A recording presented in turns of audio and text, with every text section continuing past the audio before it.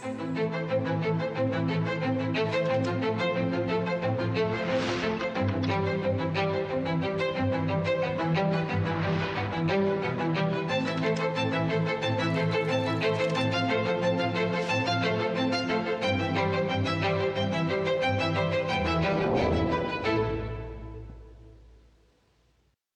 प्यारे देशवासियों, नमस्कार। मन की बात के एक और एपिसोड में आप सबसे जुड़कर खुशी हो रही है। इधर बीच चुनाव की भागदौड़ रही है, लेकिन आपके पत्रों और संदेशों के माध्यम से हमने देश और देशवासियों की उपलब्धियों पर एक दूसरे से अपनी खुशियां साझा भी की है। इस बार मन की बात की शुरुआत देश की एक ऐसी ही बहुत बड़ी उपलब्धि से करते हैं। साथियों, भारत ने विज्ञान को हमेशा देश की प्रगति से जोड़कर देखा है। इसी सोच के साथ हमारे वैज्ञानिक सिविल न्यूक्लियर प्रोग्राम को आगे बढ़ा रहे हैं। उनके प्रयासों से यह कार्यक्रम राष्ट्र निर्माण में अहम योगदान दे रहा है।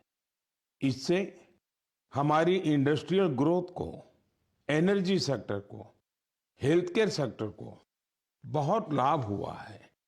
खेती किसानी से लेकर आधुनिक इनोवेटर्स को भी भारत के सिविल न्यूक्लियर प्रोग्राम ने बहुत मदद की है। साथियों, कुछ ही दिन पहले हमारे न्यूक्लियर साइंटिस्ट ने एक और बड़ी उपलब्धि से भारत का गौरव बढ़ाया है।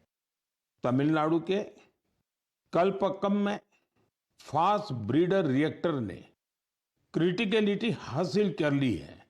दरअसल क्रिटिकलिटी वह स्टेज है जिसमें रिएक्टर पहली बार self sustaining nuclear chain reaction में सफलता हासिल करता है। इस स्टेज का मतलब है रिएक्टर का ऑपरेशन फेज में पहुंचना। भारत की न्यूक्लियर एनर्जी जर्नी में एक ऐतिहासिक माइलस्टोन है। और बड़ी बात यह भी कि परमाणु रिएक्टर पूरी तरह स्वदेशी तकनीक से निर्मित है। साथियों, इसे ब्रीडर रिएक्टर क्यों कहते हैं, इसके पीछे भी एक वजह है। एक ऐसा सिस्टम है जो ऊर्जा के उत्पादन के साथ साथ भविष्य के लिए नया ईंधन भी खुद ही तैयार करता है। साथियों, मुझे मार्च 2024 का वह समय भी याद है जब मैं कलपक्कम में रिएक्टर की कोर लोडिंग का साक्षी बना था। मैं उन सभी को बधाई देता हूं जिन्होंने भारत के परमाणु कार्यक्रम में अपना अमूल्य योगदान दिया है। देशवासियों का जीवन बेहतर और आसान बनाने के लिए उनका यह प्रयास बहुत ही सराहनीय है। इससे विकसित भारत के हमारे संकल्प को भी एक नई ऊर्जा मिलेगी। मेरे प्यारे देशवासियों, मन की बात में आज मैं एक ऐसी शक्ति की बात करना चाहता हूं जो अदृश्य है, लेकिन जिसके बिना हमारा जीवन एक पल भी न चले। यही ताकत भारत को आगे बढ़ा रही है। यह हमारी पवन शक्ति है। हमारे प्राचीन ग्रंथों में कहा गया है, वायुर्वा इति व्यष्टिः वायुर्वै समष्टिः, अर्थात वायु सिर्फ एक तत्व नहीं है, यह जीवन की ऊर्जा है, यह समष्टि की शक्ति है। साथियों, आज यही पवन शक्ति भारत के विकास की नई कहानी लिख रही है। भारत ने हाल ही में पवन ऊर्जा यानी विंड एनर्जी में बड़ी उपलब्धि हासिल की है। अब भारत का wind energy generation capacity 56 gigawatt से अधिक हो चुकी है। पिछले एक साल में ही करीब 6 गीगावाट नई क्षमता जुड़ी है। विंड एनर्जी में भारत तेजी से आगे बढ़ रहा है और दुनिया भी हमारी तरफ देख रही है। साथियों, आज भारत विंड एनर्जी कैपेसिटी में दुनिया में चौथे स्थान पर है। यह हमारे इंजीनियरों की मेहनत है, यह हमारे युवाओं का परिश्रम है, यह देश की सामूहिक इच्छा शक्ति का प्रतीक है। साथियों, गुजरात, तमिलनाडु, महाराष्ट्र, राजस्थान, देश के अनेक राज्य इस सेक्टर में अपना परचम लहरा रहे। गुजरात के कच्छ, पाटन, बनासकांठा जैसे क्षेत्र जहां पहले सिर्फ रेगिस्तान नजर आता था, आज वहां बड़े रिन्यूएबल एनर्जी पार्क बन रहे हैं। इसका लाभ युवाओं को मिल रहा है, नए अवसर बन रहे हैं, नई स्किल विकसित हो रही है, रोजगार के नए रास्ते खुल रहे हैं। साथियों, भारत के विकास के लिए सौर और पवन ऊर्जा जरूरी है। ये सिर्फ पर्यावरण की बात नहीं है, ये हमारे भविष्य की सुरक्षा है। इसमें हम सबकी भूमिका है। हमें बिजली बचानी है, हमें स्वच्छ ऊर्जा, क्लीन एनर्जी अपनानी है। देश में हर स्तर पर ऐसे प्रयास जरूरी हैं, क्योंकि इन्हीं से बड़ा बदलाव आता है। साथियों, मई महीने की शुरुआत एक पावन अवसर के साथ होने जा रही है। कुछ ही दिनों में हम बुद्ध पूर्णिमा मनाएंगे। मैं आप सभी देशवासियों को अपनी अग्रिम शुभकामनाएं देता हूं। भगवान गौतम बुद्ध का जीवन संदेश आज भी उतना ही प्रासंगिक है। उन्होंने हमें सिखाया है कि शांति हमारे भीतर से शुरू होती है। उन्होंने बताया है कि स्वयं पर विजय सबसे बड़ी विजय होती है। आज दुनिया जिस तरह के तनावों और संघर्षों से गुजर रही है, ऐसे समय में बुद्ध के विचार और भी अहम हो गए हैं। साथियों, दक्षिण अमेरिका के चिली में एक संस्था भगवान बुद्ध के विचारों को आगे बढ़ा रही है। लद्दाख में जन्मे ड्रपपोन ओजेर रिनपोछे के मार्गदर्शन में काम हो रहा है। यह संस्था ध्यान और करुणा को लोगों के जीवन से जोड़ रही है। कोची गुआज घाटी में बना स्तूप लोगों को शांति का अनुभव कराता है। वाकई यह देखकर गर्व होता है। भारत की प्राचीन धारा दुनिया तक पहुंच रही है। दूर दराज के लोग भी इससे जुड़ रहे हैं। साथियों, बौद्ध परंपरा हमें प्रकृति से जुड़ना भी सिखाती है। भगवान बुद्ध को ज्ञान एक वृक्ष के नीचे मिला था। प्रकृति हमारे जीवन का अभिन्न हिस्सा है। देश में भी ऐसे प्रयास हो रहे हैं। कर्नाटका में कर्मा मोनेस्ट्री इसका अच्छा उदाहरण है। यह मठ एक जीवंत वन क्षेत्र है जो 100 एकड़ में फैला है। इस वन में 700 से अधिक देसी वृक्षों को संरक्षित किया गया है। साथियों, बुद्ध का संदेश सिर्फ अतीत नहीं है, यह आज भी प्रासंगिक है और भविष्य के लिए भी जरूरी है। बुद्ध पूर्णिमा का यह अवसर प्रेरणा देता है। हम अपने जीवन में शांति बढ़ाएं, करुणा अपनाएं और संतुलन के साथ आगे बढ़े। मेरे प्यारे देशवासियों, आप सभी जानते हैं हमारे देश में अब 23 जनवरी यानी नेताजी सुभाष की जयंती से लेकर 30 जनवरी यानी गांधी जी की पुण्यतिथि तक गणतंत्र का महोत्सव मनाया जाता है। इसी महोत्सव का अहम हिस्सा होता है बीटिंग रिट्रीट। आज मैं आपसे बीटिंग रिट्रीट की चर्चा कर रहा हूं, क्योंकि इसके पीछे खास वजह है। साथियों, आपने देखा होगा यह समारोह अलग अलग बैंड्स की विविध संगीत परंपराओं को दर्शाता है। बीते कुछ सालों से इसमें भारतीय संगीत का समावेश बढ़ा है और ये देश के लोगों को भी बहुत पसंद आ रहा है। इस साल की बीटिंग रिट्रीट सेरेमनी भी बहुत यादगार रही थी। एयरफोर्स, आर्मी, नेवी और सीएपीएफ के बैंड्स ने बहुत ही अच्छी परफॉर्मेंस दी थी। साथियों, शानदार म्यूजिक के साथ साथ जानदार फॉर्मेशंस का ये कार्यक्रम सबका ध्यान खींचता है। एयरफोर्स बैंड ने सिंदूर फॉर्मेशन बनाया, नेवल बैंड ने मत्स्य यंत्र फॉर्मेशन बनाया, वही आर्मी बैंड के परफॉर्मेंस में वंदे मातरम के 150 साल, और क्रिकेट में भारत की सफलता को भी दर्शाया गया। साथियों, बीटिंग रिट्रीट के बीते जाने के बाद ये सारी मेहनत, ये उपलब्धि धीरे धीरे ओझल हो जाती थी, लेकिन अब इसे लेकर बहुत ही अच्छा प्रयास हुआ है। बीटिंग रिट्रीट का म्यूजिक पहली बार वेव्स ओटीटी पर भी उपलब्ध है। आने वाले समय में यह दूसरे प्लेटफॉर्म्स पर भी मौजूद होगा। आप इसे जरूर सुने। आपको अपनी आर्म्ड फोर्सेस और उनकी परंपराओं पर बहुत गर्व होगा। साथियों, पिछले कुछ वर्षों में देश के अलग अलग हिस्सों से प्रकृति के संरक्षण की प्रेरक कहानियां सामने आई हैं। ये कहानियां हमें उम्मीद देती हैं और गर्व से भर देती हैं। मैं मन की बात के श्रोताओं से कुछ उदाहरण साझा करना चाहता हूं। इनको सुनकर आपका मन प्रसन्न हो जाएगा। पहले बात कच्छ के रण की। बरसात खत्म होते ही यहाँ की धरती जीवंत हो जाती है। हर साल लाखों फ्लेमिंगो यहाँ आते हैं। पूरा इलाका गुलाबी रंग से रंग जाता है, इसलिए इसे फ्लेमिंगो सिटी कहा जाता है। ये पक्षी यहीं घोंसले बनाते हैं और अपने बच्चों को बड़ा करते हैं।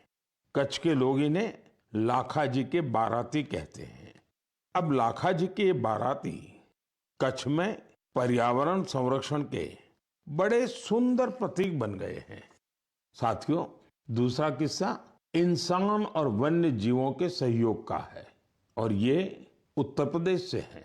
यहाँ के तराई इलाकों में फसल के समय हाथियों के झुंड गांवों की ओर आते हैं।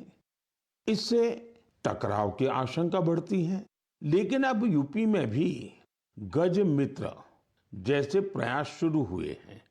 गांव के लोग ही टीम बनाकर हाथियों पर नजर रखते हैं। वे समय रहते लोगों को सतर्क करते हैं। इससे टकराव कम हो रहा है और लोगों में भरोसा बढ़ रहा है।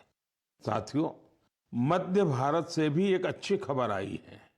छत्तीसगढ़ में ब्लैक बक यानी काले हिरण फिर से दिखाई देने लगे हैं। एक समय इनकी संख्या बहुत कम हो गई थी, लेकिन लगातार प्रयास हुए और संरक्षण बढ़ाया गया। आज ये फिर से खुले मैदानों में दौड़ते नजर आते हैं। ये हमारी खोती विरासत की वापसी है। ऐसे ही उम्मीद ग्रेट इंडियन बस्टर्ड यानी गोडावण के संरक्षण में भी दिख रही है। ये पक्षी हमारे रेगिस्तानी इलाकों की पहचान हुआ करती थी, लेकिन एक समय इसकी संख्या बहुत कम रह गई थी। हालत ये थी कि ये पक्षी लुप्त होने की कगार पर पहुंच गई थी, लेकिन अब इसके संरक्षण के लिए बड़ा अभियान चल रहा है। वैज्ञानिक तरीके अपनाए जा रहे हैं, प्रजनन केंद्र बनाए गए हैं और अब नए जीवन की शुरुआत दिखाई दे रही है। साथियों, प्रकृति और मानव अलग नहीं है, हम एक दूसरे के साथी हैं। जब हम प्रकृति को समझते हैं, उसका सम्मान करते हैं और उसके साथ मिलकर चलते हैं, तो बदलाव साफ दिखाई देता है। आज यही बदलाव देश के कोने कोने से नई उम्मीद बनकर सामने आ रहा है। मेरे प्यारे देशवासियों, नॉर्थ ईस्ट हम सब के लिए अष्टलक्ष्मी है। यहाँ भरपूर टैलेंट है और नॉर्थ ईस्ट की प्राकृतिक सुंदरता भी सबका ध्यान खींचती है। मन की बात में भी हम अक्सर नॉर्थ ईस्ट के लोगों की उपलब्धियों पर चर्चा करते आए हैं। आज ऐसी ही एक और उपलब्धि की मैं आपसे चर्चा करूंगा और वो है बैम्बू सेक्टर में नॉर्थ ईस्ट की सफलता। साथियों, जिस चीज को कभी बोझ के रूप में देखा जाता था, वह आज रोजगार, कारोबार और इनोवेशन को नई गति दे रही है। हमारी माताएं, बहनें इसकी सबसे बड़ी लाभार्थी हैं। आपको ये जानकर हैरानी होगी कि बैम्बू की परिभाषा बदल देने से कितना बड़ा परिवर्तन आया है। साथियों, अंग्रेजों के बनाए कानून के हिसाब से बैम्बू को पेड़ के रूप में परिभाषित किया गया था और इससे जुड़े नियम बहुत कड़े थे। कहीं पर भी बैम्बू को ले जाना बहुत मुश्किल था। ऐसे में यहाँ के लोग बांस से जुड़े काम धंधे से दूर होते गए। साथियों, साल 2017 में कानून में बदलाव करके हमने बैम्बू को पेड़ की कैटेगरी से बाहर किया, जिसके नतीजे सबके सामने हैं। आज पूरे नॉर्थ ईस्ट में बैम्बू सेक्टर फल फूल रहा है। लोग लगातार इनोवेशन करके इसमें वैल्यू एडिशन कर रहे हैं। साथियों, त्रिपुरा के गोमती डिस्ट्रिक्ट के विजय सूत्रधार और साउथ त्रिपुरा के प्रदीप चक्रवर्ती, उन्हीं की बात कर रहे। इन्होंने नए कानूनों को अपने लिए एक बड़े अवसर के रूप में देखा। फिर इन्होंने अपने काम को टेक्नोलॉजी से जोड़ा। आज वे पहले से कहीं बेहतर और कहीं ज्यादा बांस के उत्पाद बना रहे हैं। नागालैंड के दिमापुर और आसपास के इलाकों में कई ऐसे सेल्फ हेल्प ग्रुप्स हैं जिन्होंने बैम्बू से जुड़े फूड प्रोडक्ट्स में वैल्यू एडिशन किया है। वहां खोरोलो क्रिएटिव क्राफ्ट जैसी टीमें भी हैं जो बांस के फर्नीचर और हैंडीक्राफ्ट पर काम कर रही है। साथियों, मिजोरम के मामित जिले में ऐसी टीमें हैं जो बांस के टिश्यू कल्चर और पॉली हाउस मैनेजमेंट पर काम कर रही है। मुझे सिक्किम में गंगटोक के करीब लागस्थल बाम्बू एंटरप्राइज टीम के बारे में भी पता चला है। ये बैम्बू से हैंडीक्राफ्ट्स, अगरबत्ती स्टिक्स, फर्नीचर और इंटीरियर डेकोर आइटम्स बनाती है। साथियों, मैंने यहाँ पर कुछ ही उदाहरण दिए हैं। देश में बैम्बू सेक्टर की सफलता की यह लिस्ट काफी लंबी है। मैं आप सभी से आग्रह करूंगा कि नॉर्थ ईस्ट का कोई न कोई बांस का उत्पाद जरूर खरीदें। आप इसे गिफ्ट के रूप में भी दे सकते हैं। आपके इस प्रयास से उन लोगों का हौसला बढ़ेगा जो बैम्बू प्रोडक्ट को बनाने में अपना पसीना बहाते हैं। मेरे प्यारे देशवासियों, तेजी से बदलते हुए इस समय में टेक्नोलॉजी हमारी जिंदगी का बहुत बड़ा हिस्सा बन गई है। आज हम अपने अतीत को वर्तमान से जोड़ने में भी टेक्नोलॉजी का कमाल देख रहे हैं। इस दिशा में हाल ही में एक ऐसा डेवलपमेंट हुआ है जिससे शिक्षा से जुड़े लोग और इतिहास में रुचि रखने वाले बहुत खुश हुए हैं। साथियों, कुछ दिन पहले ही नेशनल आर्काइव्स ऑफ इंडिया ने एक विशेष पोर्टल पर एक अनोखा डेटाबेस शेयर किया है। इस संस्था ने 20 करोड़ से भी ज्यादा अमूल्य दस्तावेजों को डिजिटाइज कर सार्वजनिक किया है। इनमें से कुछ तो बहुत ही दिलचस्प हैं। 7वीं शताब्दी की गिलगित पांडुलिपियां भोजपत्र पर लिखी हुई हैं। यहाँ आपको 8वीं शताब्दी का एक रोचक ग्रंथ श्री भुवालय भी देखने को मिलेगा। अंकों पर आधारित यह ग्रंथ एक ग्रिड के रूप में है। रानी लक्ष्मीबाई से जुड़े कुछ अहम पत्र भी आप यहाँ देख सकते हैं। इनसे 1857 में उनके द्वारा लिए गए कुछ निर्णयों का पता चलता है जो उनके पराक्रम को दर्शाते हैं। जो लोग नेताजी सुभाष के बड़े प्रशंसक हैं, उनके लिए यहाँ नेताजी के जीवन, आजाद हिंद फौज और उनकी स्पीच से जुड़े कई डॉक्यूमेंट्स हैं। आपको पंडित मदन मोहन मालवीय जी, उनसे जुड़े कई डॉक्यूमेंट्स भी मिलेंगे। इनमें बीएचयू की स्थापना और हिंदी साहित्य सम्मेलन से जुड़ी अहम जानकारियां हैं। यहाँ हमारे संविधान सभा से जुड़े कई अनोखे दस्तावेज भी उपलब्ध हैं। मैं आप सभी से आग्रह करता हूं कि आप www.abhilekpatal.in को जरूर विजिट करें। यह आपको अपने इतिहास का अद्भुत अनुभव देगा।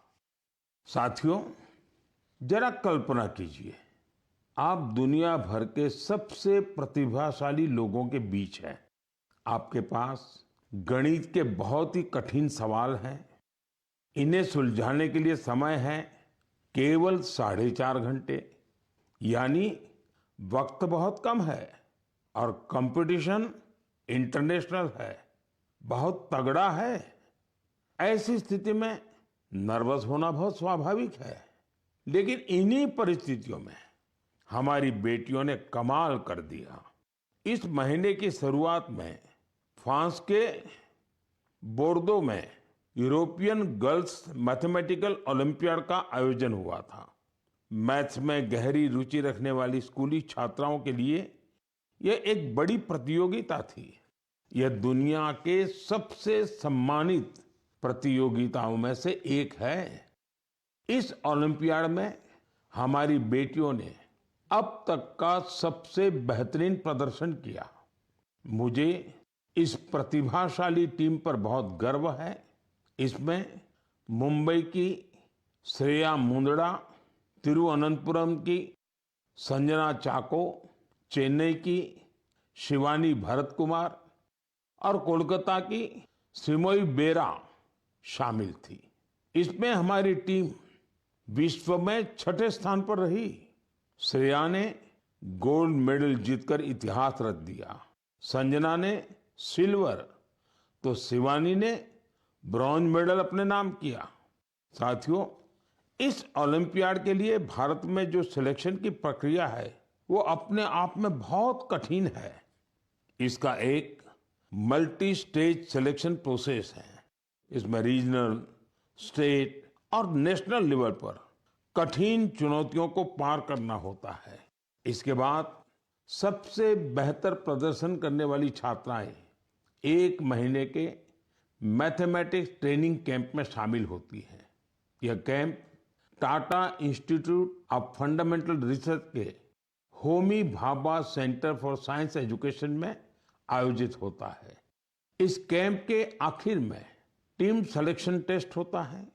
इसमें परफॉर्मेंस के आधार पर ही भारत की टीम चुनी जाती है। साथियों, हर वर्ष देश भर की करीब 6 लाख स्टूडेंट्स इस मैथमेटिकल ओलंपियाड प्रोग्राम में हिस्सा लेती हैं। समय के साथ यह संख्या लगातार बढ़ रही है। यानी देश की बेटियों के बीच ओलंपियाड का यह कल्चर तेजी से लोकप्रिय हो रहा है। इन होनहार बेटियों को सपोर्ट करने के लिए मैं उनके पेरेंट्स की भी सराहना करता हूं। मेरे प्यारे देशवासियों, हमारे देश में इस समय एक बहुत अहम अभियान चल रहा है जिसके बारे में हर भारतीय को जानकारी होनी जरूरी है। ये है जनगणना का अभियान। यह दुनिया की सबसे बड़ी जनगणना है। साथियों, जो साथी पहले से इस तरह की प्रक्रिया से गुजरे हैं, इस बार जनगणना का उनका अनुभव अलग होने वाला है। जनगणना 2027 को डिजिटल बनाया गया है।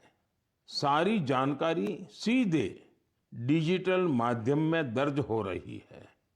घर घर जाने वाले कर्मचारियों के पास मोबाइल ऐप है। वे आपसे बात करके उसी में जानकारी दर्ज करेंगे। साथियों, इस बार जनगणना में आपकी भागीदारी भी आसान बनाई गई है। आप खुद भी अपनी जानकारी दर्ज कर सकते हैं। कर्मचारी के आने से 15 दिन पहले आपके लिए सुविधा शुरू होगी। आप अपने समय के अनुसार जानकारी भर सकते हैं। जब आप प्रक्रिया पूरी करते हैं तो आपको एक विशेष आईडी मिलती है। यह आईडी आपके मोबाइल या ईमेल पर आती है। बाद में जब कर्मचारी आपके घर आता है तो आप यही आईडी दिखाकर जानकारी की पुष्टि कर सकते हैं। इसे दोबारा जानकारी देने की जरूरत नहीं पड़ती। समय भी बचता है और प्रक्रिया आसान हो जाती है। साथियों, जिन राज्यों में स्वगणना का काम पूरा हो गया है, वहां गणना कर्मचारी द्वारा घरों के सूचीकरण का कार्य भी शुरू कर दिया गया है। अब तक लगभग 1,20,00,000 परिवारों का मकान सूचीकरण का कार्य पूरा भी हो चुका है। साथियों, देश की जनगणना सिर्फ सरकारी काम नहीं है, यह हम सबकी जिम्मेदारी है।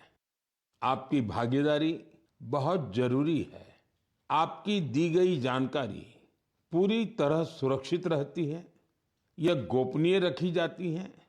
डिजिटल सुरक्षा के साथ इसे सुरक्षित किया जाता है। आइए हम सब मिलकर इस प्रक्रिया में भाग लें, जनगणना 2027 को सफल बनाएं। साथियों, हमारे देश में खाने पीने की परंपरा सिर्फ स्वाद तक सीमित नहीं रही है। इसी परंपरा का एक दिलचस्प हिस्सा है भारत की चीज। कुछ दिन पहले मैंने ट्वीट के माध्यम से एक जानकारी साझा की थी। ब्राजील में आयोजित एक अंतर्राष्ट्रीय चीज प्रतियोगिता में भारतीय चीज के 2 ब्रांड्स को प्रतिष्ठित पुरस्कार मिले हैं। इस उपलब्धि की चर्चा सोशल मीडिया पर भी खूब हुई। कई लोगों ने मुझसे कहा कि भारत में चीज की जो विविधता है उस पर भी बात होनी चाहिए। साथियों, भारत के डेयरी सेक्टर में बहुत बड़ा बदलाव आ रहा है।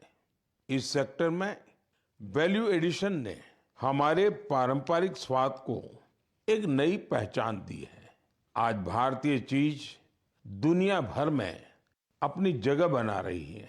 ब्रेकफास्ट हो, लंच हो या डिनर, दुनिया की प्लेटों में भारत का स्वाद पहुंच रहा है। जम्मू कश्मीर की कलारी चीज को ही लीजिए, इसे कश्मीर का मोजेरेला कहा जाता है। गुजर बकरवाल समुदाय के लोग पीढ़ियों से इसे बनाते और खाते आए हैं। वहीं सिक्किम, अरुणाचल प्रदेश और लद्दाख में छुरपी बहुत प्रसिद्ध है। पहाड़ों की सादगी और कोमलता इसके स्वाद में भी महसूस होती है। इस चीज की खास बात यह है कि इसे याक के दूध से बनाया जाता है। साथियों, महाराष्ट्र और गुजरात में टोपलीनू पनीर, जिसे सुरती चीज भी कहा जाता है, वह भी अपनी एक अलग पहचान रखता है। मैंने यहाँ सिर्फ कुछ नाम लिए हैं, लेकिन हमारे देश में स्वाद की यह दुनिया बहुत व्यापक है। आज इस परंपरा को नई ताकत मिल रही है। अनेक भारतीय कंपनियां इस क्षेत्र में निवेश कर रही हैं। आधुनिक तकनीक आ रही है, बेहतर पैकेजिंग हो रही है और हमारे उत्पाद वर्ल्ड स्टैंडर्ड